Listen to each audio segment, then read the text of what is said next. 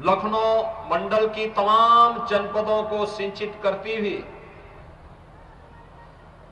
काशी के पास मां गंगा में गोमती का मिलन होता है।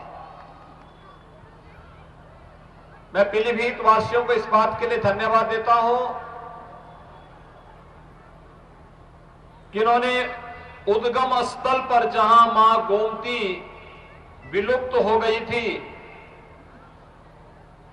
उस स्थल को फिर से श्रमदान के माध्यम से पुनर्जीवित किया है। और आज न केवल गोमती की अविरल और निर्मल धारा पीलीभीत में, बल्कि पीलीभीत से लेकर के लखनऊ, सीतापुर लखनऊ होते हुए वाराणसी तक यह अविरल धारा आज भी बह रही है। भाइयों बहनों, आज जब मैं आपके पास बीसलपुर में आया हूं, हमारे वर्तमान विधायक श्री राम शरण वर्मा जी लगातार आपके लिए कई बार से इस क्षेत्र की समस्या को लेकर के लड़ते थे और उसका परिणाम भी आप सबको देखने को मिलता था। याद करिए 2017 के पहले प्रदेश की स्थिति क्या थी। प्रदेश में अराजकता थी, गुंडागिर्दी थी, लूट खसोट थी, हर तीसरे दिन एक दंगा होता था। और यहां पर तो उस समय समाजवादी पार्टी का जो विधायक था, कैसे रामलीला की जमीन पर कब्जा करता था, कैसे झूठे मुकदमों में यहां के नागरिकों को, भारतीय जनता पार्टी के कार्यकर्ताओं को प्रताड़ित करता था, कैसे किसानों का शोषण करता था, कैसे यहां दंगे हो जाते, छोटी छोटी बात को लेकर दंगे होते थे। लेकिन पिछले 5 वर्षों के अंदर आपने भारतीय जनता पार्टी की डबल इंजन की सरकार की कार्यपद्धति को देखा होगा। इन 5 सालों में प्रदेश में कहीं दंगा हुआ? इन 5 वर्षों में कहीं रामलीला के मैदान में कहीं कब्जा हुआ? भाइयों बहनों, कब्जा तो नहीं हुआ, लेकिन अगर कहीं पहले किसी ने कब्जा किया था, उस कब्जे से मुक्त कराने का काम हम लोगों ने जरूर किया है इन 5 वर्षों में।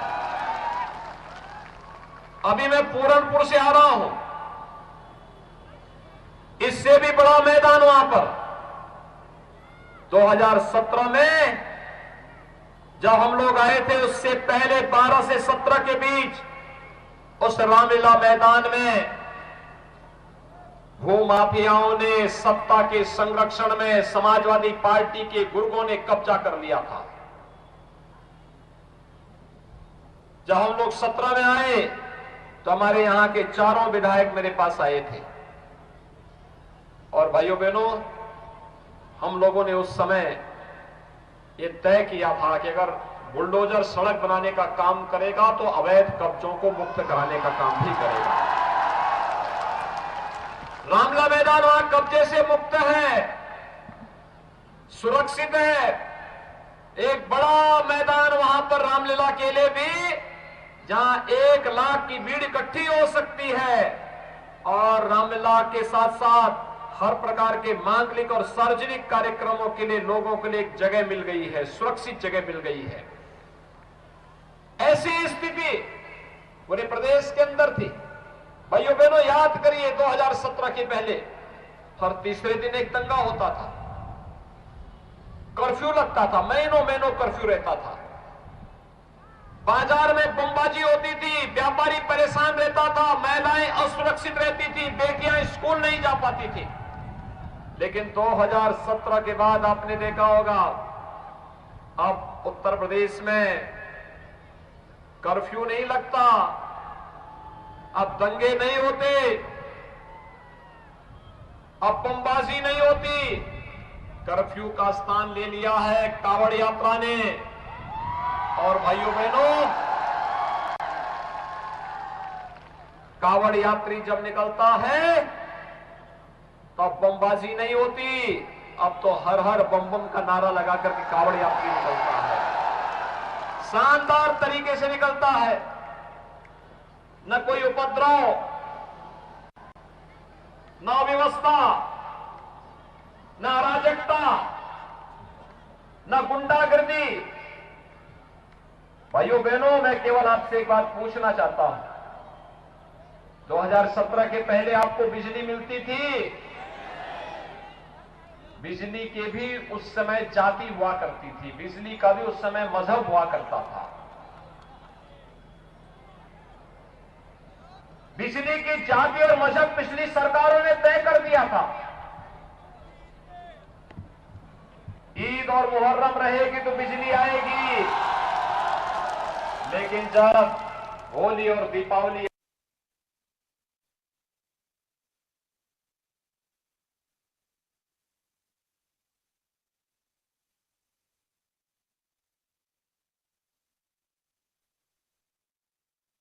आपको अच्छी भूमि दी, अच्छा जल संसाधन दिया, लेकिन बिजली न देने के न कारण अंधेरे में रहने के लिए लोग मजबूर थे।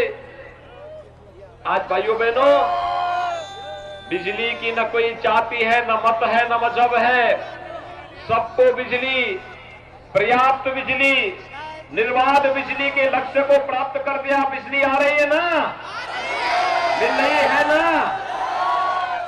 आपको बिजली के लिए आपको इंतजार नहीं करना पड़ता है ना। ये है नया उत्तर प्रदेश।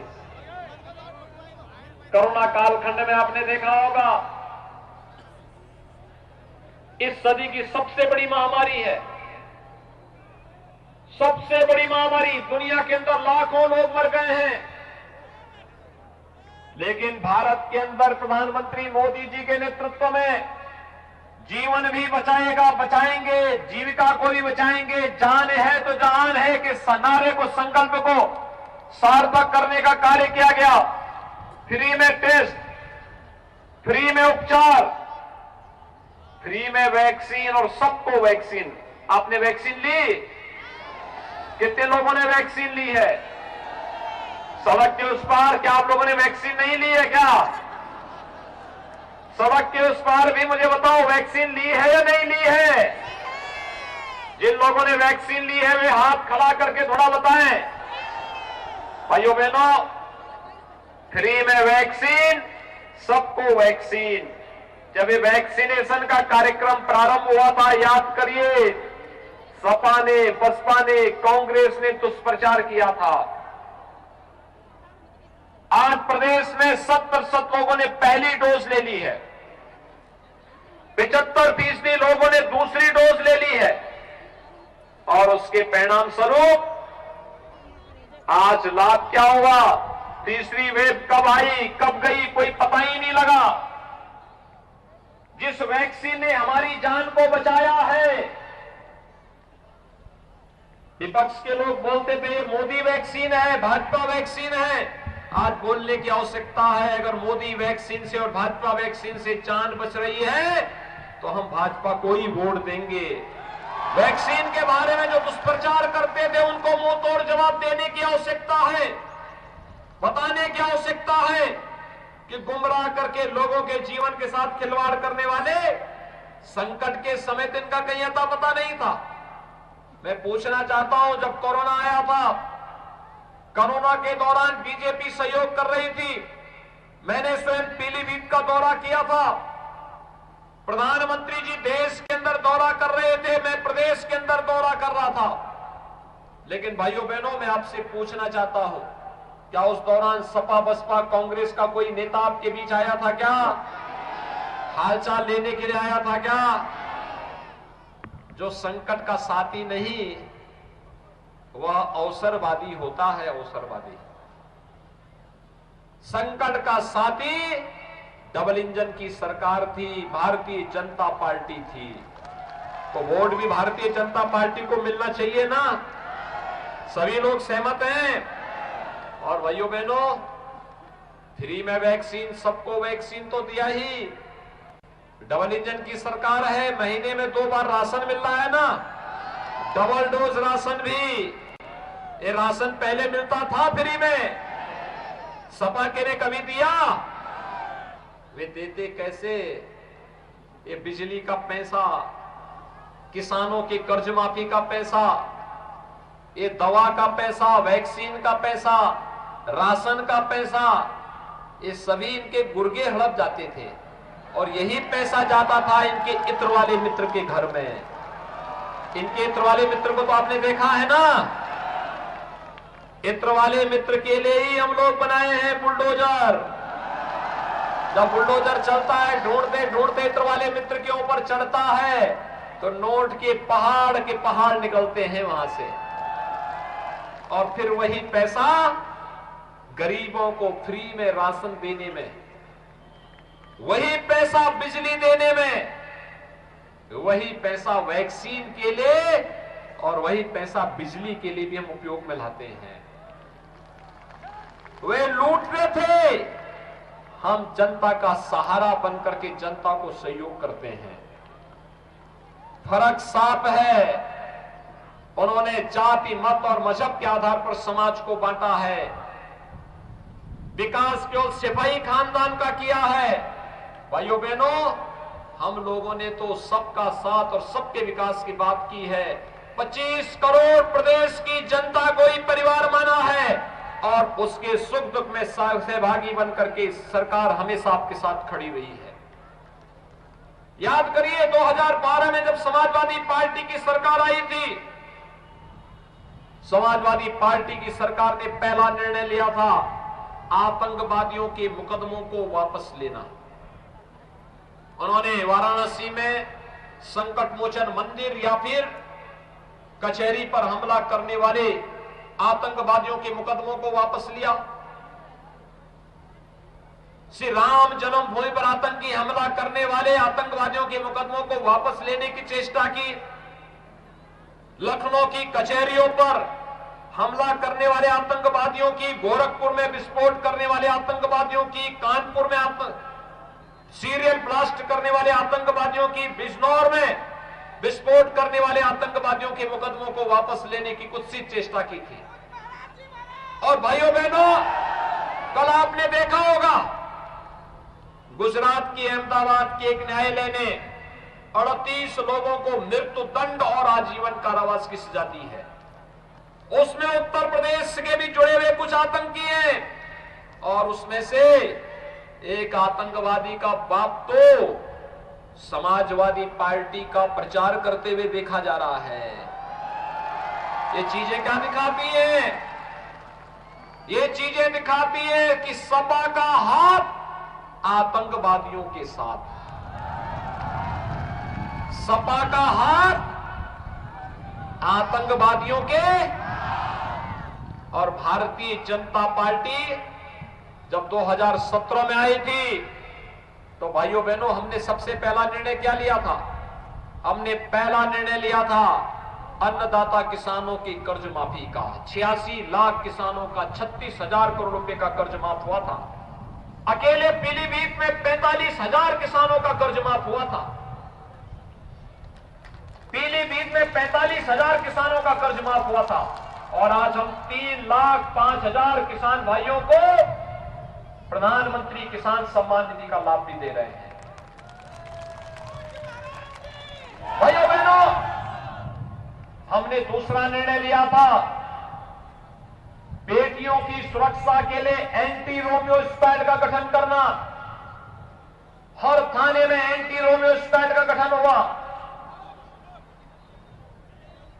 आज प्रदेश में दंगे नहीं होते, महिलाएं सुरक्षित हैं, कानून का राज है, अपराधियों के खिलाफ कार्रवाई की गई है तो एक कानून का भय अपराधियों के मन में है।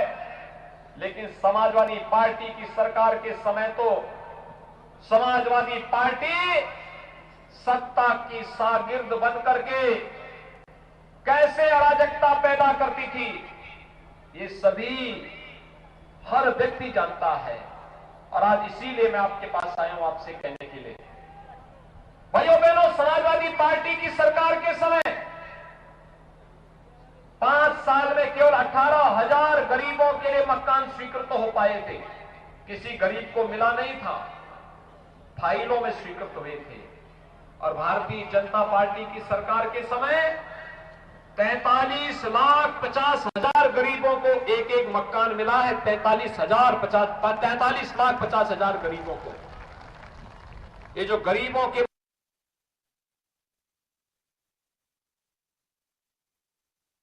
मुख्यमंत्री योगी आदित्यनाथ को सुन रहे थे आप। पीलीभीत में उनकी ये रैली चल रही है इस समय। समाजवादी पार्टी पर एक बार फिर से योगी का करारा प्रहार आप सुन रहे थे। और देखिए भीड़ कितनी भारी भरकम जनता यहां पर पहुंची है योगी को सुनने के लिए। व्यापारी भय में पहले जीते थे, तो ये योगी राज से पहले की बात है जहां पर लोगों को बिजली पानी नहीं मिलता था, सड़कें खराब थी, व्यापारी एक डर में जीते थे। समाजवादी पार्टी के डर में, उनके दंगों में उनको जीना पड़ता था। लेकिन जैसे ही योगी सरकार बनी वैसे ही एक बड़ा बदलाव प्रदेशवासियों ने देखा है। फसल की लागत की बात करें तो 1.5 गुना ज्यादा हो चुकी थी उस वक्त, लेकिन आज बिल्कुल विपरीत स्थिति है।